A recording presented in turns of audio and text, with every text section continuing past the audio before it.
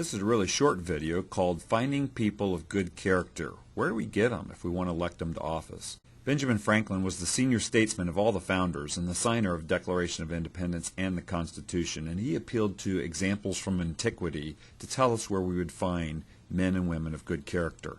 He said God calls people out of everyday life to serve. This was his point.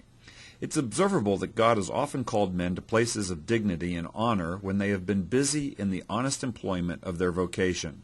Saul was seeking his father's donkeys, and David keeping his father's sheep when he was called to the kingdom. The shepherds were feeding their flocks when they had their glorious revelation. God called the 4 apostles from their fishing, and Matthew from the receipt of custom, Amos from among the herdsmen of Tekoa, Moses from keeping Jethro's sheep, Gideon from the threshing floor.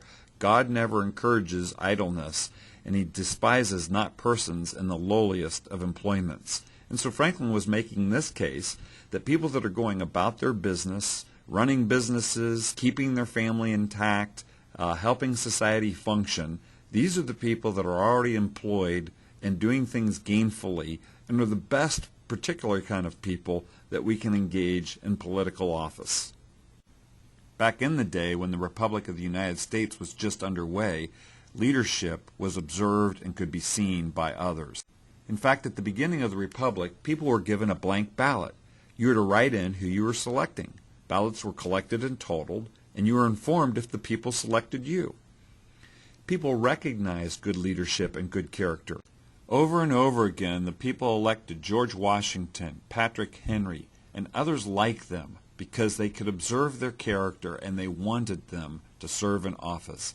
At that time, we did not have people pushing themselves forward for office.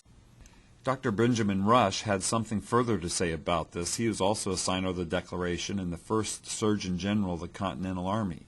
He made the point that when you are chosen, that is, when your fellow citizens call you out, you are called to serve. He, a citizen, must love private life, but he must decline no station, however public or responsible it may be, when called to it by the votes of his fellow citizens.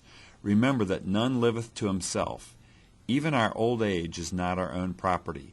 All its fruits of wisdom and experience belong to the public. Well, this can only be said of people that are not out self-seeking office. This challenge is most relevant to those that are reluctant to serve, like Washington and Patrick Henry were, but as an obligation to the betterment of their country, they sacrificed their private life to serve in public life for the betterment of us all.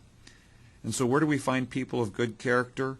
People that are already doing life well, running businesses, running families, doing things within our communities that are constructive, that are not idle, and that are not out seeking office.